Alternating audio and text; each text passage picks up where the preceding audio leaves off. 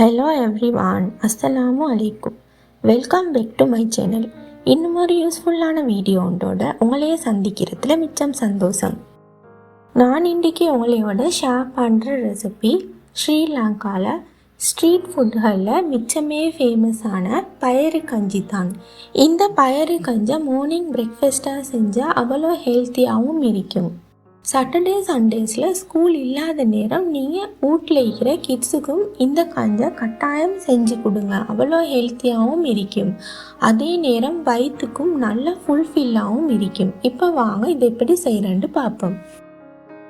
இன்றைக்கி நான் இந்த பயறு கஞ்சை செய்கிறதுக்கு 1 கப் பயரை, அதாவது பச்சை பயிறு தான் இதுக்கு எடுத்துக்கொள்ளணும்.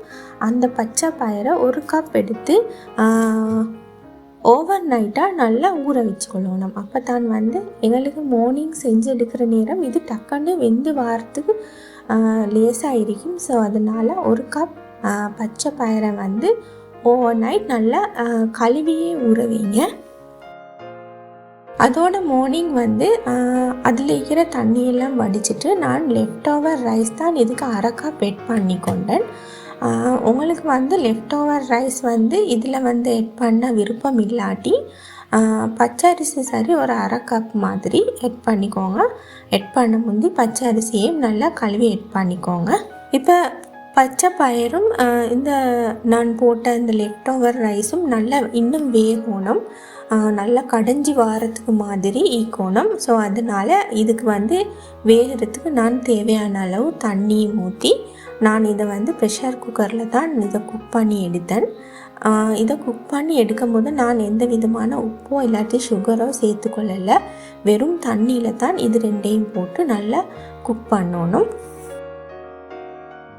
இப்போ பாருங்கள், நான் ஊற்றின தண்ணி எல்லாம் ஃபுல்லாகவே வற்றி இருந்துச்சு. பயரும் சோறும் நல்லா குழஞ்சி இருக்குது. பாருங்கள், உங்களுக்கு இந்த வீடியோவில் பார்க்கக்குள்ளே விளங்கும். இப்போ நான் ஒரு 1/4 கப் மாதிரி சவ்வரிசியும் இதுக்கு எட் பண்ணினேன். சவ்வரிசியும் எட் பண்ணிவிட்டு நல்லா கொதிக்கிற தண்ணியை ஊற்றி இந்த சவ்வரிசி கொஞ்சம் வேக காட்டியும் வேக விடணும். சவ்வரிசியை போட்டதுக்கு போகிறோம் நாங்கள் இதை ப்ரெஷர் குக் பண்ண தேவையில்லை. சும்மா நார்மலாகவே இதில் திரும்ப ஊற்றின தண்ணி கொஞ்சம் வற்றி அந்த சவ்வரிசியும் கொஞ்சம் டிரான்ஸ்பேரண்ட் ஆகி வர காட்டி வேக வச்சா போதும்.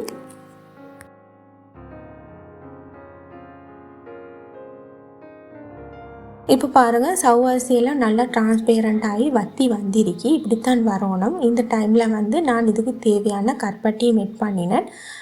நான் இந்த கஞ்சிக்கு வெறும் கருப்பட்டி மட்டும்தான் இன்றைக்கி நான் போட்டு செஞ்சேன். எனக்கு இந்த கருப்பட்டியோட இனிப்பே போதுமாக இருந்துச்சு. சம்டைம் நீங்கள் கருப்பட்டியும் சேர்த்துட்டு இனிப்பு போதாட்டி கொஞ்சம் சுகர் உங்களுக்கு சுகர் உங்களோட டேஸ்ட்டுக்கு தகுந்த மாதிரி போட்டுக்கோங்க. அதே நேரம் இதுக்கு 1 டீஸ்பூன் மாதிரி ஏலக்காய் பவுடரும் எட் பண்ணினேன். ஏலக்காய் பவுடர் எட் பண்ணினா இன்னும் நல்ல வாசமாக இருக்கும் இந்த கஞ்சி. இப்போ பாருங்கள், அந்த நான் போட்ட கருப்பட்டி எல்லாம் நல்லா கரைஞ்சி நல்லா கலர் வந்துக்கு. இது மாதிரி தான் கலர் வரணும். பாருங்கள், பார்க்க போக்கலே யம்மியாக இருக்கு. இப்போ இதுக்கு தேவையான உப்பையும் நான் எட் பண்ணினேன். உப்பையும் எட் பண்ணினதுக்கு போகிறோம் இதுக்கு தேவையான நல்ல திக்கான தேங்காய் பாலும் எட் பண்ணணும். தேங்காய் பால் இவ்வளவு தான் எட் பண்ணணுன்ற ஒரு அளவுண்டு இல்லை. எங்களுக்கு இந்த கஞ்சி எவ்வளவு லூஸாக ஓணுமோ அந்த மாதிரிக்கு ஒரு அளவில் நான் தேங்காய் பால் எட் பண்ணி கொள்ளையிலும். சம்டைம் இந்த கஞ்சி கொஞ்சம் திக்காக குடிக்க விரும்புகிறவங்களுக்கு தேங்காய் பாலை ஊற்றுறத குறைச்சி கொள்ளையிலும். அவ்வளவு தான். இது ஒரு ஈஸியான ரெசிபி. ஸ்ரீலங்காவில் ஸ்ட்ரீட் ஃபுட்டுகளில் இந்த பயறு கஞ்சி மிச்சமே ஃபேமஸாக இருக்கும்.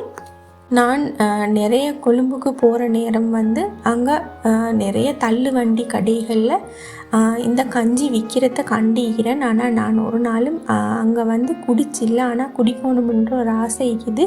ஸோ அதனால தான் நானே இந்த கஞ்சை வீட்டிலையே ட்ரை பண்ணி பார்த்தேன். அவ்வளோ டேஸ்ட்டாக இருந்துச்சு. அதே நேரம் மார்னிங் பிரேக்ஃபாஸ்ட்டுக்கு இந்த கஞ்சை செஞ்சு எடுத்தால் வயிற்றுக்கும் நல்ல ஒரு ஃபுல்ஃபில்லாக இருக்கும். 1 கப் குடித்தாலே போதும், அவ்வளோ ஒரு ஃபீலிங்காக இருக்கும் வயிற்றுக்கு. நீங்களும் வந்து உங்களோட வீட்டில் இருக்கிற கிட்ஸுக்கும் ஸ்கூல் இல்லாத நேரம் இந்த கஞ்சை வந்து செஞ்சு கொடுங்க, அவ்வளோ ஹெல்த்தியாக இருக்கும். இந்த வீடியோ உங்களுக்கும் மிச்சமே யூஸ்ஃபுல்லாக இருந்திருக்கும் என்று நம்புகிறேன். இந்த வீடியோ பிடிச்சிருந்தால் லைக் பண்ணி உங்களோட ஃப்ரெண்ட்ஸ் அண்ட் ஃபேமிலிக்கும் ஷேர் பண்ணுங்கள். இன்ஷா அல்லாஹ் மீண்டும் இன்னொரு வீடியோ ஒன்றோட உங்களையே சந்திக்கும் வரை பாய் பாய்.